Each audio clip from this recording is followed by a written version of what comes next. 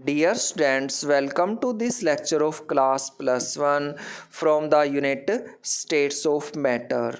जैसा कि पता ही है कि मैटर की तीन मेन स्टेट होती हैं, सॉलिड, लिक्विड एंड गैस। इस यूनिट के अंदर हम गैसियस लॉ के बारे में डिस्कस करेंगे और गैसियस लॉ के बारे में डिस्कस करने से पहले ज़रूरी है कि हम गैसेस के बेसिक फंडामेंटल्स को समझ लें, उनके बारे में जान लें हम। तो सबसे पहले हम बेसिक फंडामेंटल ऑफ गैसेस ले रहे हैं और सबसे पहला पॉइंट है कि molecule of gas are present in the state of high energy. जैसा कि पता ही है कि कोई भी सब्सटेंस सॉलिड फॉर्म में होगा, लिक्विड फॉर्म में होगा या गैसियस फॉर्म में होगा। ये बात डिपेंड करती है दो पॉइंट्स के ऊपर, एक तो इंटरमोलिकुलर फोर्स और दूसरा थर्मल एनर्जी के ऊपर। अब जितनी थर्मल एनर्जी ज़्यादा होगी उतने ही मॉलिक्यूल एक दूसरे से दूर होंगे और जो गैस के मॉलिक्यूल हैं वो एक दूसरे से दूर होते हैं। इसलिए हम कह सकते हैं कि गैस के मॉलिक्यूल्स की एनर्जी हाई एनर्जी होती है।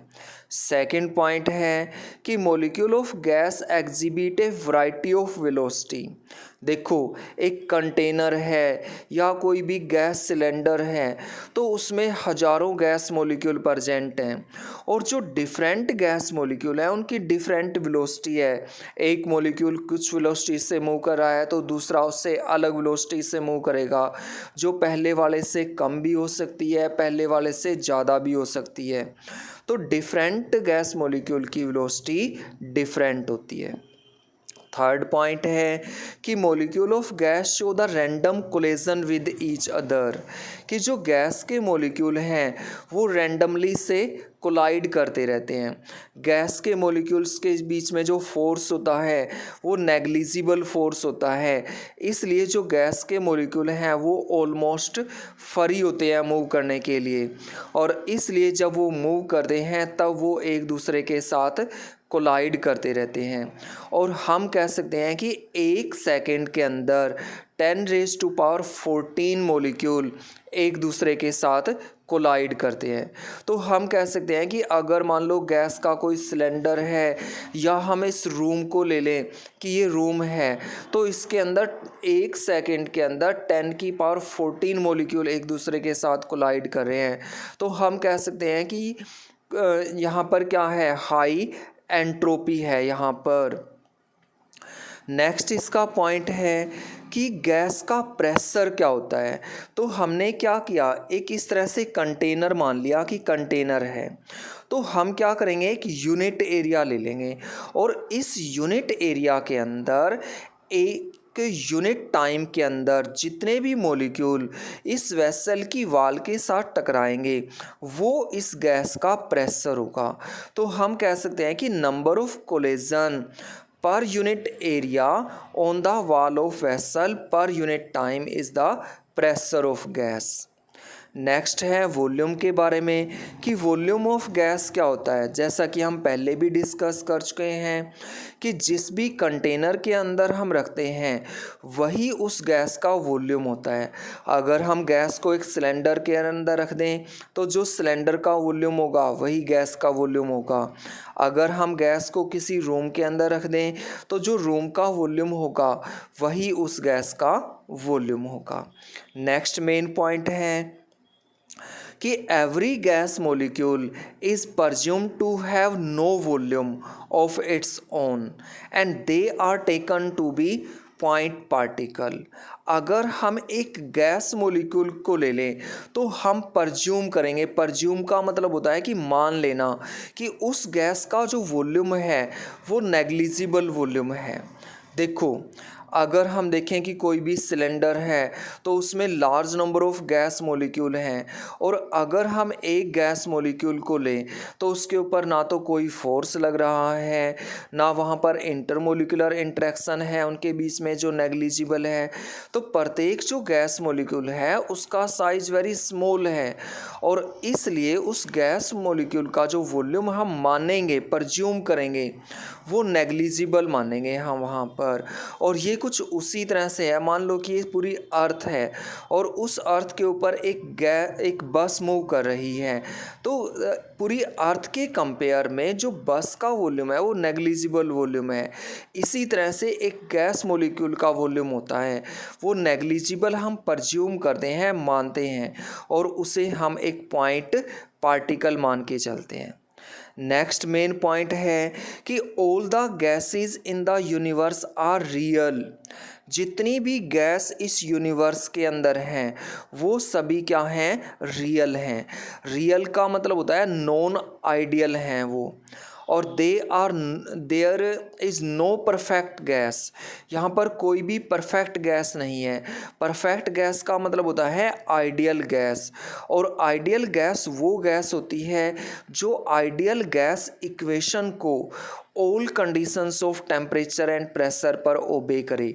आइडियल गैस इक्वेशन होती है PV = nRT, और ये इक्वेशन हम कैसे ड्राइव करते हैं, फ्रॉम द गैस लॉ, जो हम इस यूनिट के अंदर डिस्कस करेंगे।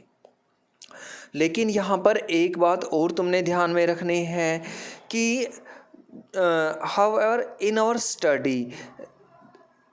study of gases we presume gases to be perfect unless otherwise specified. देखो इसका मतलब क्या है कि अगर हमें कोई भी न्यूमेरिकल सोल्व करने के लिए दिया हुआ है और उस न्यूमेरिकल के अंदर जब तक ये बात ना कही जाए कि गैस रियल है, तब तक हम उस गैस को आइडियल गैस मान के चलेंगे। नेक्स्ट इसका मेन पॉइंट है, और ये है सभी जो गैस मॉलिक्यूल्स हैं उनको हम पॉइंट पार्टिकल मानते हैं। नेक्स्ट इसका मेन पॉइंट है कि गैस मॉलिक्यूल के बीच में जो इंटर पार्टिकल फोर्स होता है वो नेग्लिजिबल होता है, या हम कह सकते हैं कि कोई भी इंटर पार्टिकल फोर्स उनके बीच में नहीं होता। और इसलिए हम देखते हैं कि जो गैस के मॉलिक्यूल हैं वो इंडिपेंडेंटली से मूव करते रहते हैं और हम उनको आइसोलेटेड पॉइंट मानते हैं। नेक्स्ट है कोलिजन फ्रीक्वेंसी के बारे में। तो हम कह सकते हैं कि एक यूनिट एरिया के अंदर, यूनिट टाइम के अंदर जितने भी कोलिजन होते हैं उनको हम कोलिजन फ्रीक्वेंसी बोलते हैं। या हम ऐसा भी कह सकते हैं कि एक सेकंड के अंदर जितने भी कोलिजन होते हैं एक यूनिट वॉल्यूम के अंदर, उसे हम कोलिजन फ्रीक्वेंसी बोलते हैं। नेक्स्ट मेन पॉइंट है कि जो एवरेज डिस्टेंस है between the gas particle between any two successive collision, उसे हम मीन फ्री पाथ बोलते हैं।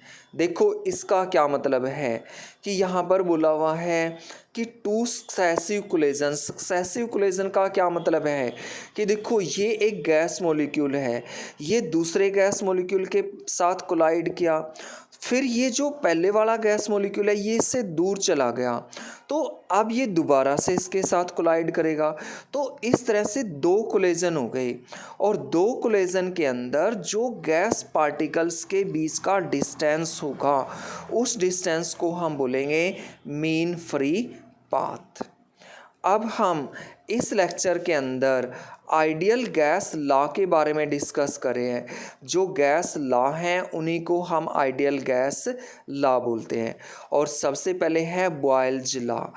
इस गैस लॉ का नाम बॉयल साइंटिस्ट के नाम पर रखा हुआ है, और ये लॉ कहता है कि at constant temperature volume of ideal gas is inversely proportional to the pressure of gas.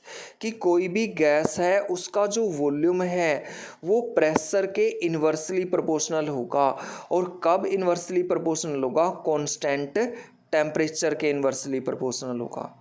देखो कोई भी जो गैस है उसको हम 3 पैरामीटर के द्वारा डिस्क्राइब करते हैं, और 3 पैरामीटर क्या हैं? प्रेशर, वॉल्यूम और टेम्परेचर है।